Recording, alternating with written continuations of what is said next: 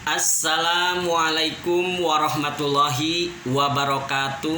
Selamat pagi menjelang siang. Salam sejahtera untuk kita semua, kepada rekan-rekan semuanya.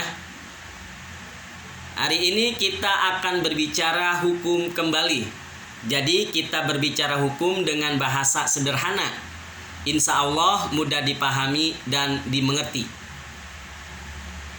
Pada video sebelumnya kita membahas tentang proses persidangan pada tingkat pertama atau di pengadilan negeri. Kemudian pada video kali ini kita akan membahas tentang filsafat hukum. Jadi ada pertanyaan, apa sih filsafat hukum itu? Filsafat hukum adalah cabang filsafat yang membicarakan tentang hakikat hukum itu. Apa tujuan hukum? Mengapa hukum itu ada? Dan mengapa orang harus tunduk kepada hukum? Jadi ada 4 poin. Yang pertama, apa hakikat hukum itu? Yang kedua, apa tujuan hukum itu? Yang ketiga, mengapa hukum itu ada? Dan yang keempat, mengapa orang tunduk kepada hukum? Jadi kita akan bahas satu persatu dari 4 poin tersebut.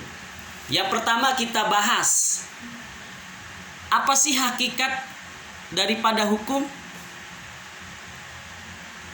Jadi banyak para ahli menyatakan apa itu hukum. Mulai dari aturan, mulai dari norma, mulai dari keadilan, mulai dari mengatur. Tapi kita kesimpulkan, jadi hukum itu adalah kumpulan peraturan yang dibuat oleh pemerintah, berisi perintah dan larangan, bersifat mengatur dan memaksa, dipatuhi oleh semua orang. Jadi itulah hakikat daripada hukum. Kemudian siapa yang membuat hukum? Yang membuat hukum itu pemerintah. Pemerintah itu siapa? Pemerintah itu presiden bersama DPR. Melalui Majelis Permusyawaratan Rakyat membuat rancangan undang-undang yang akan disahkan menjadi sebuah undang-undang. Nah, undang-undang itulah yang menjadi hukum.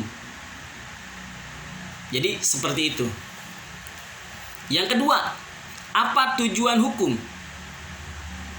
Jadi tujuan hukum itu untuk melindungi hak asasi setiap manusia, menciptakan rasa keadilan, menciptakan ketertiban umum,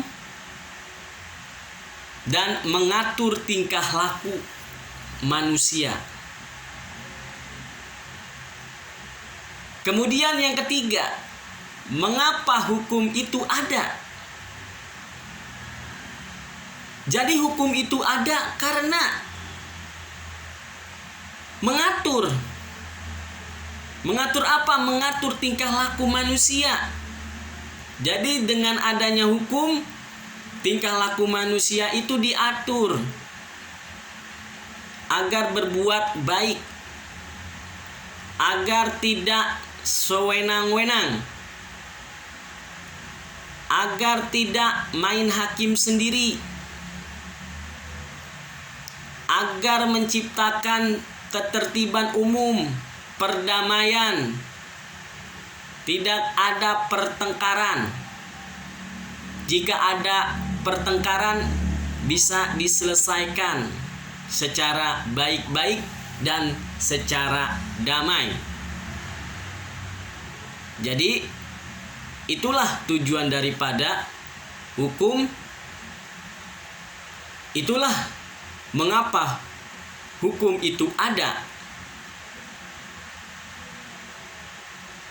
Kemudian yang keempat, mengapa kita harus tunduk kepada hukum? Karena hukum itu mengikat dan mengatur tingkah laku manusia. Contohnya, pada pasal 338 KUHP, di situ sudah jelas siapa yang sengaja menghilangkan nyawa orang lain diancam dengan hukuman maksimal 15 tahun. Nah, itu sudah ada aturan. Jadi harus ditaati, patuh. Jadi apabila melanggar pasal tersebut, maka diancam dengan hukuman tersebut. Jadi dengan adanya hukum, masyarakat akan diatur tingkah lakunya sehingga kekacauan dapat dihindarkan. Jadi itulah penjelasan daripada filsafat hukum. Jadi yang saya jelaskan ini secara umum. Mudah-mudahan dapat dimengerti dan dipahami.